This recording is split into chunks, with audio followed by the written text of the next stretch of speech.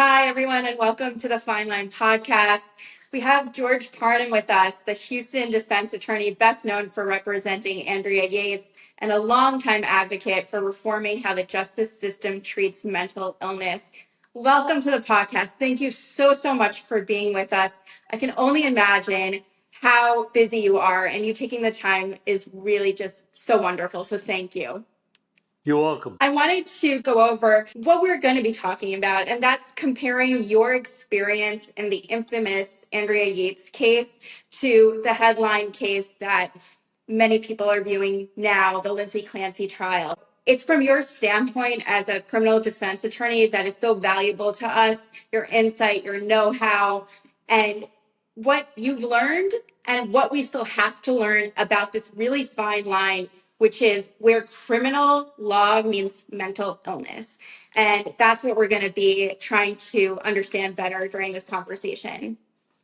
So briefly, just so for the viewers that might not know the Andrea Yates case or might not remember it, I'm just going to go through a few quick points so we can have a starting point. If there's anything you want to add, anything that I missed, please feel free to do that. June 2021, Miss Yates drowns her 5 children, Noah, John, Paul, Luke, and Mary, one by one in the family bathroom, in the bathtub. She then calls 911 on herself. She pleads not guilty by reason of insanity. She has a documented history of postpartum psychosis, multiple suicide attempts, as well as a psychiatric hospitalization. And she had one of those hospitalizations about a month before taking the lives of her children. After the first trial in 2002, she was convicted of capital murder and sentenced to life in prison. And in 2005, her conviction was overturned after false testimony was given by, or found out to be given by Dr. Park Dietz. In 2006, there was a retrial. At that point, she was found not guilty by reason of insanity and committed to a state mental hospital. And that's pretty much the facts of the case. Correct. So given that, I want to start talking about the Andrea Yates case first. One of the critical elements of that is this term insanity, right? And what does that mean? So for those viewers who don't know what insanity means legally, can you explain it for us? Sure. Basically, it's a situation where an individual makes a decision based on mental illness, and that's the real world in which that person lives. If she's psychotic, then that's the reality of her life. And all those decisions that are made relative to kids are made within that parameter of her reality. This is not something that you could just, change subjects or toss away. That is the reality of her life. And those decisions in her life are made in that particular reality. In Andrea's case, she believed without a doubt that she was saving the lives, saving the souls of her kids by making sure that they didn't grow up in a world whereby they would be tempted by the devil or had in her psychotic thought, had the possibility of going to hell. And therefore, she wanted to save their lives and send them to heaven. And that's the basis for the basically the defense in this case. So what do you think changed in the jury's perspective between the 2002 trial and the 2006 trial? Why did one not buy the argument of insanity and one actually find her not guilty by reason of insanity? Just as a common denominator, this is so unlike any other type of case. Every juror has a mother, so that juror can relate to his or her own experience in growing up with a mother during their childhood. And in the first case, it was so important to be able to emphasize, if we could, the reality of a mother, the mother taking the life of her children, and the jurors could possibly relate to that. In the second case, we had the benefit of the transcript of the first case and knowing all the information that the experts testified about we used that transcript in cross-examination, direct examination, and the jury found her not guilty by reason of insanity. But it was so important in the second case to have the benefit of that transcript and to read that transcript and get your experts to learn from that transcript. Give that transcript to your experts. Make sure that the experts take a look at it. In Andrea's situation, we were able to videotape her during the defense examination of her, and our experts were able to talk about what they heard, and that, of course, alleviated the necessity to put her on the witness stand because we had her own words through the expert's testimony being played to the jury. That was absolutely invaluable. I guess that's a natural transition point into, the Lindsay Clancy case and theory of the prosecution and the theory of the defense. And I think it's very similar to the Yates case, where the prosecution is arguing calculated mother, premeditated murder versus the defense that's arguing, no, we have a mother who's suffering from postpartum psychosis. And again, Yeah, yeah. Let me kind of address that for a second. Maybe I already have, but people think that the insanity defense is based on an individual who snaps. That is, spur of the moment, not planning, not articulating. That's not necessarily the case, and it's not usually the case. In Andrea's case, she thought about it. She knew that Rusty would stop her from doing what she wanted to do for the lives and the souls of her kids. So that's why, she waited until he was gone so that he would not interrupt and stop her from doing what God made her or wanted her to do to save the lives of her children. And in this particular case, I think the same thing is relevant.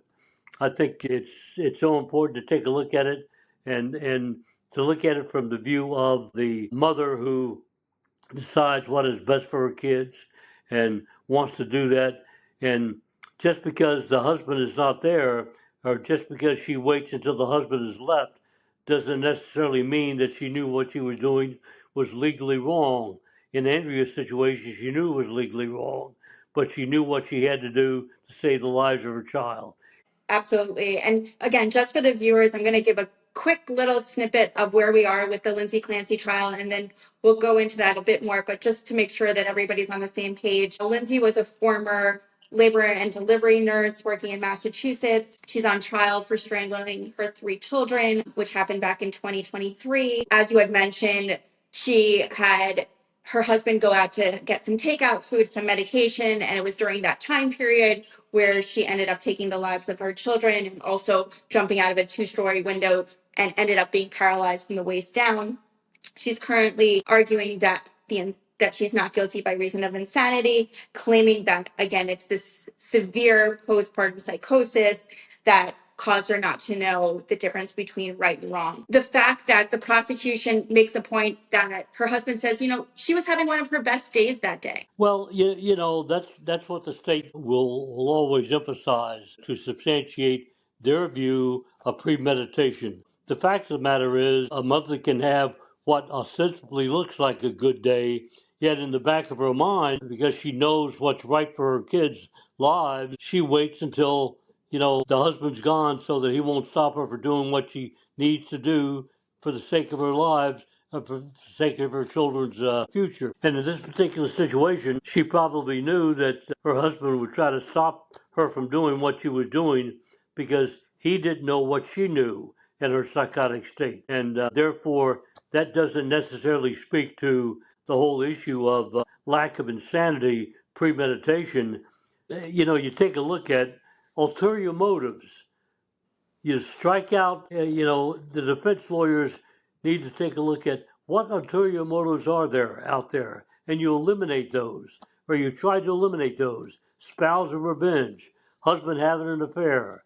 You come to the conclusion that the mother did what she did because of her mental state and not because of any ulterior motive to get out of a trap marriage or anything of that fashion. Agree with you. I couldn't agree with you more. And I think the prosecution in this case is really trying to argue, well, she kind of wanted just out of her life. She had had enough. She wanted, not to go back to work. Are those sufficient motives? Of course, that's for the jury to decide. But, when you're countered with the postpartum psychosis, I think that's a really difficult hill to climb. Yeah, I agree. It's you're dealing with you try to get that jury to understand the reality of psychotic thought, and you try to get that jury to understand the very mindset of the mother that's on trial. And I've said before, unlike any other type of homicide, I've tried lots and lots of capital cases, and this type of case totally different from any other type of capital murder case due to the very nature of what has happened. And that's for a jury to understand, and that's why it's so important to have your experts be able to be so equipped, deal with, read those transcripts, deal with the reality of the episode or of the situation. Have your expert be able to go and talk to your client, and so that the expert can basically testify as to his or her own knowledge about what the client said, and that alleviates the necessity of having to put your client on the stand. So, You don't want to have to do that. so you talked about the experts. What I find really interesting about this case and the Andrea Yates case is that there are a lot of the same experts that are being used in the Lindsay Clancy trial. And I think you would agree with me. Dr. Philip Resnick is going to be a defense expert, and you have two doctors associated with the Park Dietz consulting firm who are going to be prosecution experts. Do you find that interesting? Do you find that significant? What do you think about that? Well, I love Phil Resnick. Uh, he, I'll never forget the day that he sat down with me and talked to me like a ninth grader and explained to me the reality of women's mental health and what was necessary in this particular situation. As far as Park Dietz is concerned, I think we know about Law and Order, his perjury on the witness stand, and how that got the case reversed based on the fact that he literally made up uh, a whole fabricated story about Law and Order, and the fact that he said he had consulted on this episode of a mother who had drowned her kids and pled not guilty by reason of insanity and was acquitted and was aired in the Houston area shortly before Andrea did what she did. And we know that was absolutely false, that Dietz, with his aggravated perjury, got the case reversed. Do you think it's interesting that two doctors associated with his consulting firm are being called as witnesses on this trial? Do you think that's a good strategy, a bad strategy? It's really up to the prosecution, but I think what you do is you look at, as a prosecutor, it seems to me, you look at all the available firms or individuals around that have experience in this particular area, and you put that individual on the witness stand, but that doesn't prevent the defense from being able to cross-examine that particular individual based on his or her knowledge about, Dr. Dietz's perjury, which led to the reversal in this case. Right. I think the defense lawyer will be able to go into that and will attempt to do that, and hopefully will be able to do that. What do you think makes a jury believe one expert over another? We have, it's a battle of the experts. So is it their credentials? Is it something else that you think makes one believable versus the other? Yeah, I think that first of all, background. I think the expert, his or her background, needs to be thoroughly explored. Number one. Number two, you need to make, as in the second case, the transcript of that first trial available to that particular expert. Uh, Right. the expert needs to be so knowledgeable about the reality of women's mental health that he or she can testify on cross examination about everything there is to know about women's mental health and how totally different this is from any other type of homicide that person has ever been involved in. I think that the expert needs to be prepared for cross examination because, as in this particular Mm-hmm. case, the prosecution will try to point out the fact that this was planned and premeditated. And as I said before, situation of this fashion, yeah, it's premeditated, but that doesn't mean it's not legally insane. Right. And I think that that's the distinction. That's the fine line, right? It's also really interesting to understand what's different in the psychiatric testimony and community today and what's available to the attorneys today that maybe wasn't available to you back in 2002 or 2006. What do you think could be a game changer? Yeah, I think, a game changer is going to be, first of all, I think in large part because of Andrea in cases like her case, in current day, jurors are so aware of the reality of women's mental health and postpartum issues. Unlike in 2002, you had to basically educate the jury. Jurors are going to be aware of the Yates case, of women's mental health. I would agree. And do you think that a jury is maybe more open to accepting mental health defenses in this day and age? Because, like you said, they have a better understanding. There is more of this status quo openness about and discussions about mental health in society, Correct. Not like in the old days, right? not like the old Uh, days. Mental illness is a reality that, thank goodness, I think we've come a long way in establishing the reality of mental illness. As I've said before, just having a broken foot is like having a broken mind. Broken mind is like having a broken foot, although you can't necessarily see it. I remember so well in Andrea's case, the first time I saw her, she had no pupils. She wanted to be executed, and her psychotic thought process, she wanted to be executed so that the devil would be executed by the ruler. And she was able to quote the passage in the Bible where the ruler could take the life of Satan, and she believed that Satan lived within her. So that's why she wanted to go to death row. I had to fib a little bit with Andrea. I said, all right, we'll get there, Andrea, but we have to take it one step at a time, knowing full well that I was going to defend her to the ultimate. And ultimately, thank goodness, she ended up being acquitted. I think there's a lot of parallels with her reality, quote unquote, and the command hallucinations that are so much the focus of the Lindsay Clancy trial. That voice that she said told her, this is your chance. This is when you have to do it. So I think there's a parallel there. My next question to you is about media and social media today.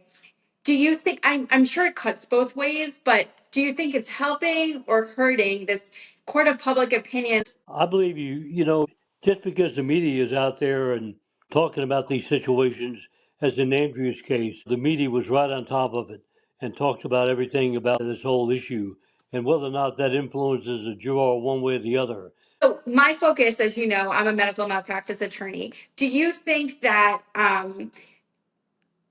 Rusty ever wanted to bring a medical malpractice suit, Andrea's husband, against any of her providers at any point in time? Uh, yeah, let me think about that for a second. I would not encourage that to take place, and Mhm. simply because uh, the whole issue of the mental health of your client will be drug up one more time in front of the world.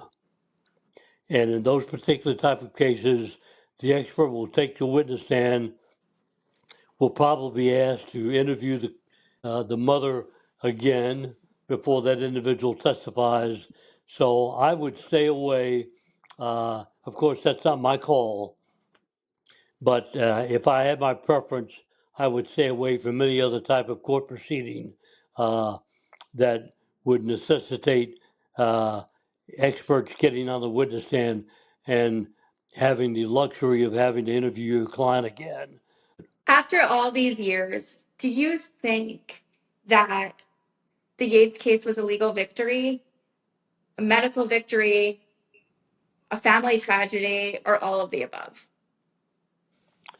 I basically think it's all of the above. I think it obviously was a family tragedy, but uh, being able to uh, walk out of that courtroom with a not guilty by reason of insanity, I think spoke volumes about how jurors view women's mental health, particularly in the second trial, of course. And uh, in my opinion, uh, I think the Yates case uh, and others like it have driven to the forefront of the mindset of the public the reality of women's mental health.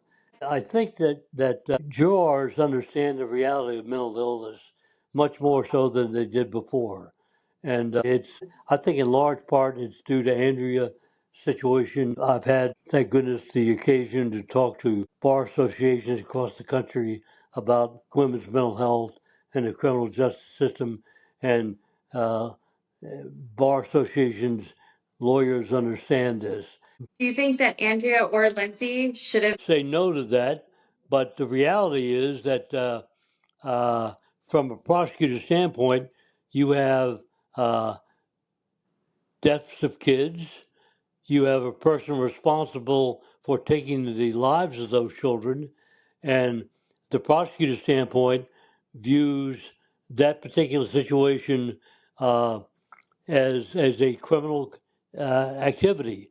I don't think that we're ever going to get to a place where we take a look at situations of this fashion and say, well, we're not going to take this person through the criminal justice system.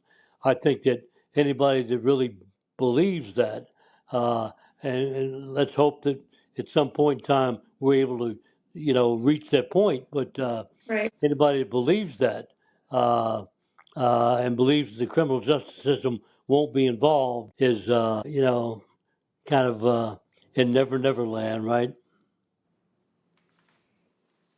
Do you still talk to Wendell Odom?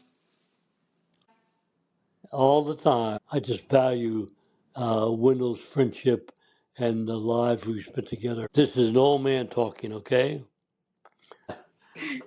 A wise man is all I see. Anybody from Attorney Reddington's team consult with you or talk to you or, you know, get some of your insight on the Lindsay Clancy case?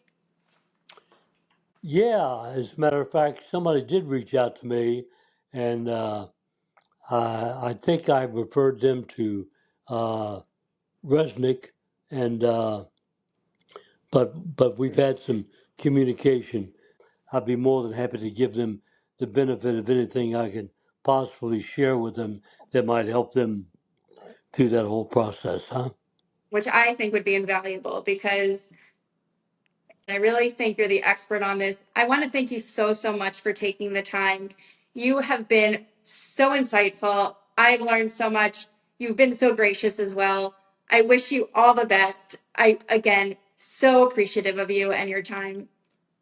Thank you so much.